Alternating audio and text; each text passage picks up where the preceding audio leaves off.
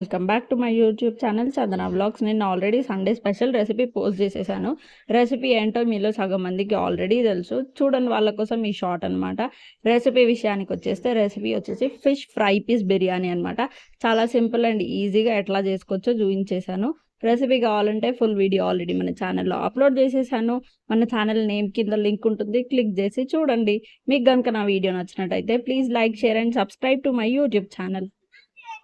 So ఇలాంటి simple recipes కోసం ఖచ్చితంగా సబ్స్క్రైబ్ చేసేసుకోండి.